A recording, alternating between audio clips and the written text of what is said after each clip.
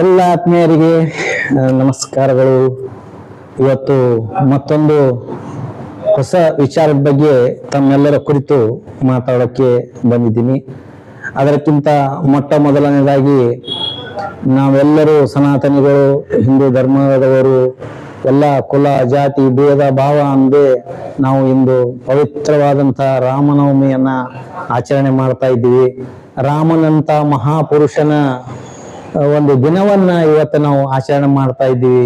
ಎಲ್ರಿಗೂ ಆ ಭಗವಂತನಲ್ಲಿ ಕೇಳ್ಕೊಳ್ಳೋದು ಒಂದೇ, ಎಲ್ರಿಗೂ ತನ್ನಲ್ಲಿರ್ತಕ್ಕಂಥ ಗುಣಗಳಲ್ಲಿಯ ಕೆಲವೊಂದು ಗುಣಗಳನ್ನಾದ್ರೂ ನಮ್ಮೆಲ್ಲರಿಗೂ ದಯಪಾಲಿಸು. ನಾವು ಕೂಡ ಒಂದು ರಾಮನ ಹಾಗೆ ಆದರ್ಶಪ್ರಾಯರಾಗಿ ಈ ಒಂದು ಜೀವನವನ್ನ ಸಾರ್ಥಕಗೊಳಿಸೋದಕ್ಕೆ ಅನುಕೂಲ ಆಗಲಿ ಅಂತೇಳಿ, ಮತ್ತು ಎಲ್ಲರಿಗೂ ತನ್ನಂತ ಗುಣಗಳನ್ನ ಕರುಣಿಸಿ ನಾವು ಕೂಡ ರಾಮನಂತೆ ಒಂದು ಆದರ್ಶ ವ್ಯಕ್ತಿಗಳಾಗಿ ಬಾಳಿ ಬದುಕಿ ಈ ಜೀವನವನ್ನ ಸಾರ್ಥಕಪಡಿಸಿಕೊಳ್ಳೋಣ ಅಂತೇಳಿ ಆ ಶ್ರೀರಾಮನಲ್ಲಿ ನಾನು ಪಾದಕ್ಕೆ ಹಣೆ ಇಟ್ಟು ಬೇಡ್ಕೊಳ್ತಾ, ಇವತ್ತು ಶ್ರೀರಾಮನ ಗುಣಗಳಲ್ಲಿಯ ಕೆಲವೊಂದು ವಿಚಾರಗಳನ್ನ ತಮ್ಮೆಲ್ಲರೆದುರಿಗೆ ನಾನು ಪ್ರಸ್ತುತಪಡಿಸ್ತಾ ಇದ್ದೀನಿ ಬಂಧುಗಳೇ. ಅದೇ ರೀತಿ ಸಾಮಾಜಿಕ ಕಳಕಳಿ ಮತ್ತೊಮ್ಮೆ ಏನಂತಂದ್ರೆ, ಮೂಕ ಪ್ರಾಣಿಗಳಿಗೆ ನಾವು ಒಂದು ಕುಡಿಯುವ ನೀರಿನ ವ್ಯವಸ್ಥೆಯನ್ನು ಮಾಡೋಣ, ಅಥವಾ ನಮ್ಮಲ್ಲಿದ್ದ ಅನ್ನದ ಭಾಗದಲ್ಲಿಯ ಕೆಲವೊಂದು ಭಾಗವನ್ನ ಪ್ರಾಣಿ ಪಕ್ಷಿಗಳಿಗಾಗಿ ನಾವು ಮೀಸಲಿಡೋಣ. ಅದೇ ತರ ಮನೆ ಮುಂದೆ ನೀರಿನ ದಾಹದಿಂದ ಬಂದಂತ ಪ್ರಾಣಿಗಳನ್ನ ದಯವಿಟ್ಟು ಯಾರು ಬಳಿದು ಆಚೆ ಹಾಕಬೇಡಿ. ಅವಕ್ಕೆ ಕುಡಿಯಲು ಸ್ವಲ್ಪ ನೀರನ್ನಾದ್ರೂ ಕೊಟ್ಟು ಅವಕ್ಕೆ ತೃಪ್ತಿಪಡಿಸೋಣ. ಅದೇ ತರ ಮನೆಯಲ್ಲಿದ್ದಂತ ಮಕ್ಕಳು ಮತ್ತು ವೃದ್ಧರಿಗೆ ನಾವು ಬೇಸಿಗೆಯ ತೊಂದರೆ ಆಗದಂತೆ ನಾವು ನೋಡ್ಕೊಳ್ಳೋಣ. ಅದರ ಜೊತೆಗೆ ಇನ್ನೂ ಕೂಡ SSLC ಮಕ್ಕಳ ಒಂದು ಪರೀಕ್ಷೆ ಮುಗಿದಿಲ್ಲ, ಆ ಮಕ್ಕಳಿಗೆ ಡಿಸ್ಟರ್ಬ್ ಆಗದಂತೆ ನಾವು ಮೊಬೈಲ್ ಬಂದಿಟ್ಟು ಮತ್ತು ನಾವು ನೋಡ್ತಕ್ಕಂಥ ಧಾರಾವಾಹಿಗಳನ್ನ ನೋಡುವುದನ್ನು ಬಿಟ್ಟು ಮಗುವಿನ ಒಂದು ವಿದ್ಯಾಭ್ಯಾಸಕ್ಕೆ ಪ್ರೋತ್ಸಾಹ ಕೊಡೋಣ ಅಂತ ಹೇಳ್ತಾ ಈಗ ಮುಖ್ಯ ವಿಷಯಕ್ಕೆ ಬರ್ತಾ ಇದ್ದೀನಿ ಬಂಧುಗಳೇ. ಅದು ಶ್ರೀರಾಮನ ಕುರಿತು. ಬಂಧುಗಳೇ, ಶ್ರೀರಾಮಚಂದ್ರರು ವನವಾಸವನ್ನ ಮುಗಿಸ್ಕೊಂಡು ಅಯೋಧ್ಯೆಗೆ ಮರಳಿ ಬರ್ತಾರೆ. ಶ್ರೀರಾಮಚಂದ್ರರು ತಮ್ಮ ಒಂದು ವನವಾಸದ ದಿನಗಳನ್ನ ಪೂರ್ಣಗೊಳಿಸಿ ಮರಳಿ ಅಯೋಧ್ಯೆಗೆ ಬರ್ತಾರೆ. ಆಗ ತಾಯಿಯಾದಂತ ಕೌಶಲ್ಯ ದೇವಿಯವರು ಕೇಳ್ತಾರೆ. ಏನ್ ಕೇಳ್ತಾರೆ ಅಂತಂದ್ರೆ, ನೀನು ರಾವಣನನ್ನು ಕೊಂದೆಯಾ ಅಂತ ಕೇಳ್ತಾರೆ. ವನವಾಸ ಮುಗಿಸಿ ಬಂದಂತ ಶ್ರೀರಾಮಚಂದ್ರರಿಗೆ ತಾಯಿಯಾದಂತ ಕೌಶಲ್ಯ ದೇವಿಯವರು ಕೇಳ್ತಾರೆ, ನೀನು ರಾವಣನನ್ನು ಕೊಂದು ಬಂದೆಯಾ ಅಂತ ಕೇಳ್ತಾರೆ. ಆ ಮಾತಿಗೆ ಶ್ರೀರಾಮಚಂದ್ರರು ಎಷ್ಟೊಂದು ಮಾರ್ಮಿಕವಾದಂತ ಅರ್ಥಗರ್ಭಿತವಾದಂತ ಉತ್ತರವನ್ನ ಕೊಡ್ತಾರೆ ನೋಡಿ. ಅದಕ್ಕೆ ಶ್ರೀರಾಮಚಂದ್ರನ ನಾವು ಕೊಂಡಾಡೋದು ಮತ್ತು ಅವ್ರ ಬಗ್ಗೆ ಗುಣಗಾನ ಮಾಡೋದು. ಅವ್ರು ಹೇಳ್ತಾರೆ,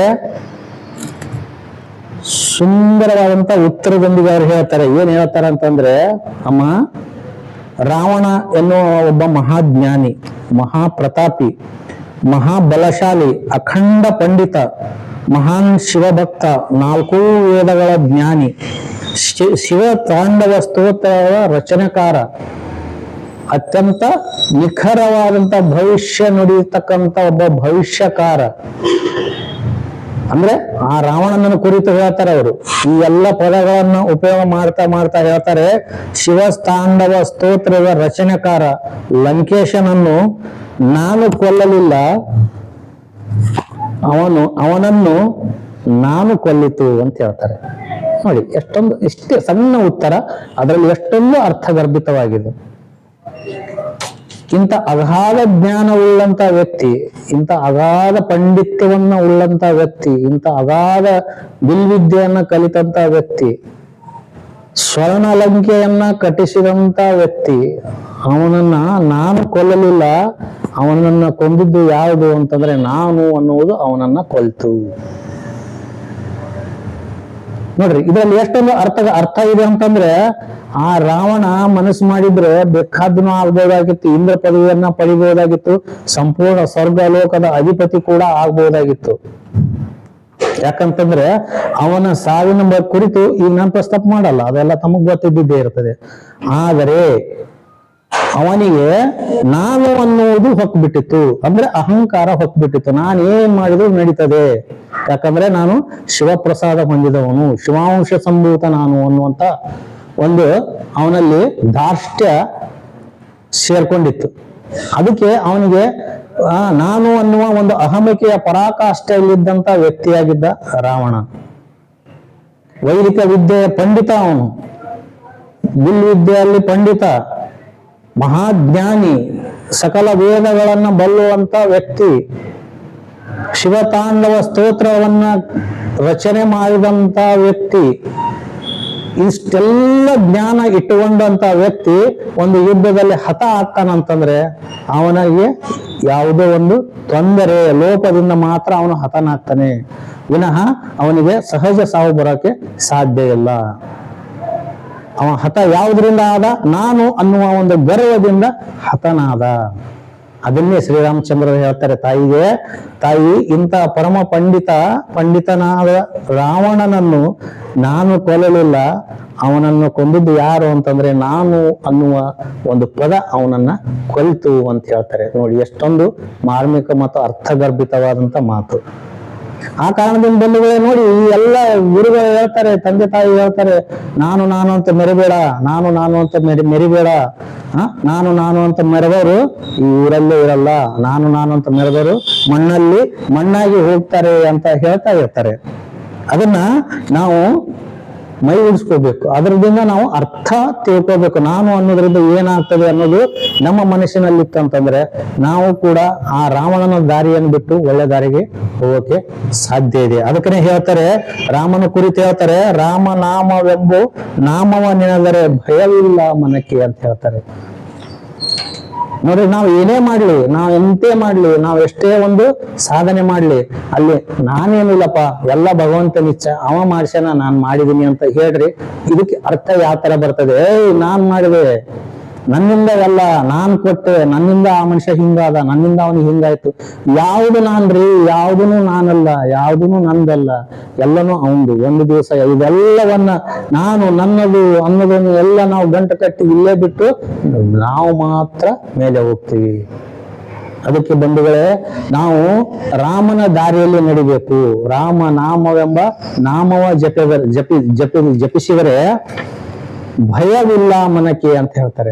ನೋಡಿ, ನೀವೆಲ್ಲ ಮಾಡ್ರಿ, ಒಳ್ಳೆ ಕೆಲಸ ಎಲ್ಲ ಮಾಡ್ರಿ, ಭಗವಂತ ಇದು ನಿನಗೆ ಸಮರ್ಪಣೆ, ಭಗವಂತ ಇದು ನಿನಗೆ ಸಲ್ತದೆ, ನೀನು ಮಾಡಿಸಿದಂತೆ ನಾನು ಆಡುವ ಒಬ್ಬ ಗೊಂಬೆ ಅಂತ ನೀವು ಅನ್ಕೊಂಡ್ಬಿಡ್ರಿ, ನಿಮ್ಮ ಜೀವನ ಸಾರ್ಥಕ ಆಗ್ತದೆ.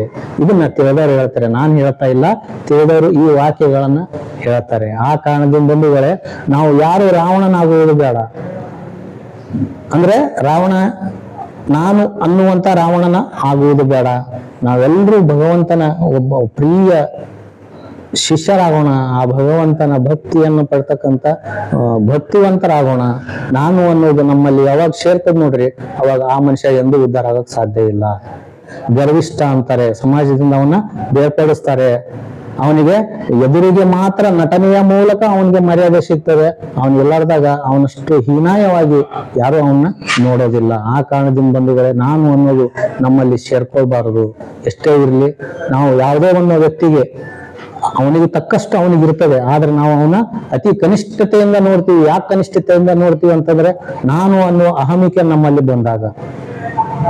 ಆ ಕಾರಣದಿಂದ ಬಂಧುಗಳೇ, ನಾವು ಯಾರು ಕೂಡ ಆ ನಾನು ಅನ್ನುವ ಪದವನ್ನು ನಮ್ಮಲ್ಲಿ ಸೇರಿಸ್ಕೊಳ್ಳೋದು ಬೇಡ. ಆ ನಾನು ಅನ್ನುವ ಪದವನ್ನ ಬಿಟ್ಟು ನೀನು ಭಗವಂತ ಎಲ್ಲ ನಿಂದು ಅಂತೇಳಿ ನಾವು ಯಾವಾಗ ಒಳ್ಳೆ ದಾರಿಯಲ್ಲಿ ನಡೀತೀವಿ, ಆಗ ಮಾತ್ರ ನಮ್ಮೆಲ್ಲರಿಗೂ ಒಂದು ಒಳಿತ ಆಗ್ತದೆ ಅಂತ ಈ ಸಂದರ್ಭದಲ್ಲಿ ತಮ್ಮೆಲ್ಲರಿಗೆ ಅರಿಕೆ ಮಾಡ್ಕೊಳ್ತಾ, ಮತ್ತೊಮ್ಮೆ ಶ್ರೀರಾಮಚಂದ್ರರಿಗೆ ಕೈ ಎತ್ತಿ ನಮಸ್ಕಾರ ಮಾಡ್ತಾ, ರಾಮನವಮಿ ಆಚರಣೆಯಲ್ಲಿರ್ತಕ್ಕಂಥ ಪ್ರತಿಯೊಬ್ಬರಿಗೂ ರಾಮನವಮಿಯ ಶುಭಾಶಯಗಳನ್ನು ತಿಳಿಸ್ತಾ ನನ್ನ 2 ಮಾತುಗಳನ್ನು ಮುಗಿಸ್ತಾ ಇದ್ದೀನಿ. ಮತ್ತೊಮ್ಮೆ ತಮ್ಮಲ್ಲಿ ಕೋರಿಕೆ, ಇದು ಒಳ್ಳೇದನ್ಸುತ್ತೆ ಅಂತಂದ್ರೆ ಒಂದು ಲೈಕ್ ಮಾಡಿ, ಸಬ್ಸ್ಕ್ರೈಬ್ ಮಾಡೋದನ್ನ ಮರಿಬೇಡಿ ಅಂತ ಹೇಳ್ತಾ ನನ್ನ ಕ್ಲಿಪ್ ಅನ್ನು ಮುಗಿಸ್ತಾ ಇದ್ದೀನಿ.